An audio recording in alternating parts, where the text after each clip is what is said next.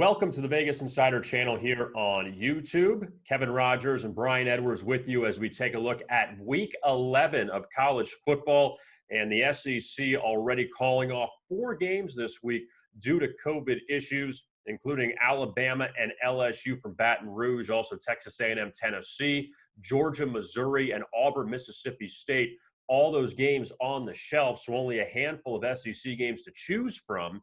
So Brian Edwards will have one SEC pick and a couple other selections. He went 1-2 this past week, but still a 17-6 record on these videos for 74% on the season. He did hit the Gators last week in their victory over Georgia. And we begin now with Brian Edwards. And before we get to the picks, Brian, Alabama, they do not get to play LSU, a game they were a huge favorite, probably would have won. And now you wonder with their win total if they're going to even reach the allotted games they were going to play. Well, there's the hope that, and Sankey conceded this on Feinbaum either Monday or Tuesday, that they're going to use December 19th, the day of the SEC championship game, to potentially make up some games, not obviously involving teams like LSU that will not be in the mix to get to Atlanta. So I've got a big bet on Alabama over 8.5 season win total. As everybody knows, if you don't play in 10 games this year, if you don't play all those games, win totals become a no play, push, whatever you want to call it. But there is hope they're going to maybe rearrange a few games, make it where LSU plays on the 19th, the day of the SEC championship game, and they'll get Alabama, LSU in before that. And it will also make a scenario where, because Florida has to play on the 12th, assuming Florida and Alabama hold their respective leads in their divisions, where Alabama will end up playing on the 12th, whereas Alabama won't have an open date while Florida plays on the 12th. In other words, 2 weeks to prepare. So their hope, I think we'll probably see an announcement from Sankey before the week's out on some scenario of that nature. So let's take a look, Brian, at the picks for this week, and we'll begin with the SEC. Florida and Arkansas hooking up at the Swamp in Gainesville, and a nice little rivalry here. Felipe Franks, former Gators quarterback, now at Arkansas, and the Razorbacks have been perfect against the spread so far this season. They beat Tennessee last week, and the Gators coming off that huge win over Georgia, and the Gators a 17.5-point favorite against the Hogs. Yeah, so vintage letdown scenario for Florida. But not only that, you've got 5 veteran players who might not be playing.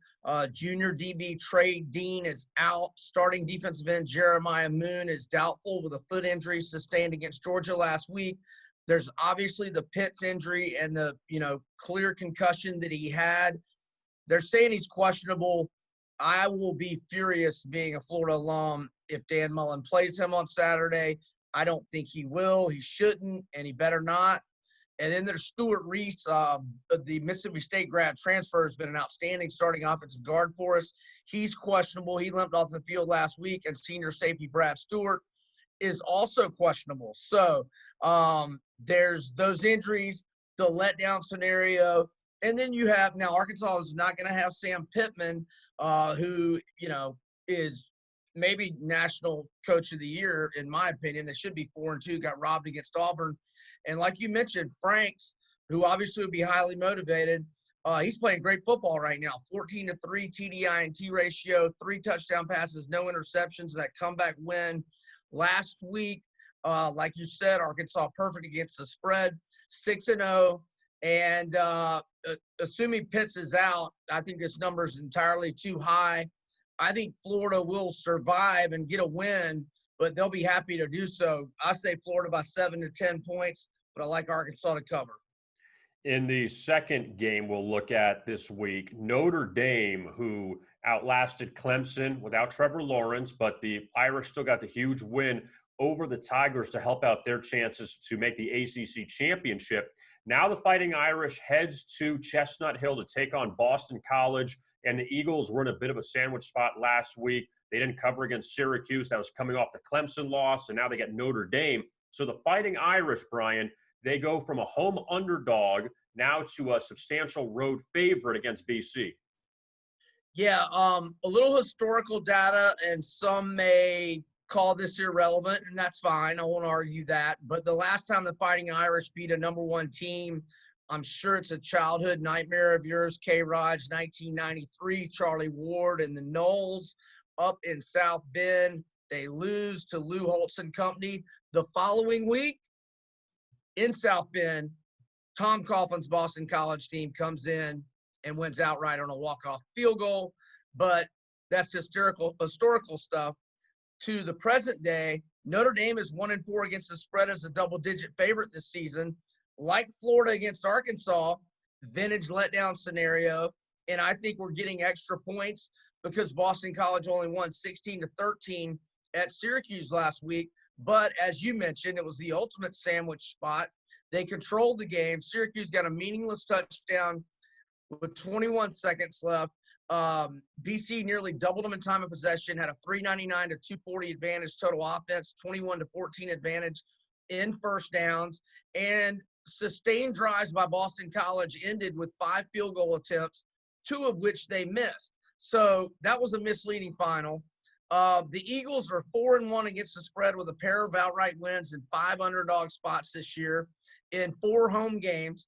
They are 3-1 both straight up and against the spread.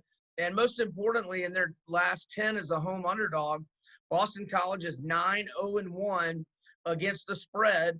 And Phil Dracovic, like Felipe Franks, is playing against his former team. He's a grad transfer from Notre Dame. He's got a 12-2 TDI-INT ratio in the last 6 games.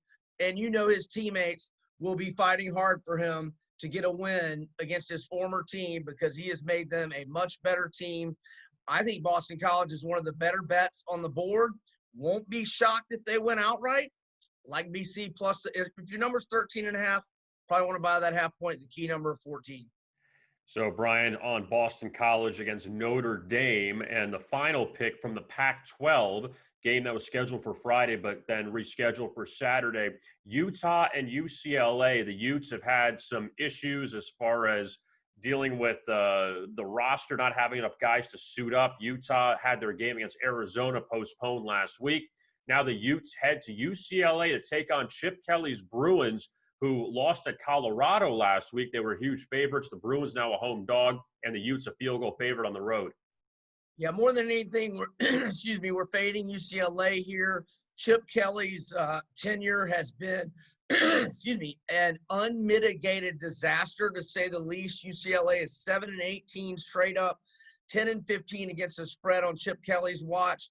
At home, they're 4-9, both straight up and against the spread.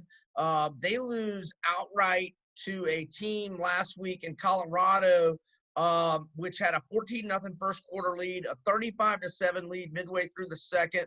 Colorado had a new coach who didn't have any time to implement his new schemes and everything. No spring practice, nothing. Colorado was missing their best running back, Alex Fontenot, last week, who ran for 874 yards last year. They had a QB in Sam Neuer who played safety last year, and they scored 48 on UCLA.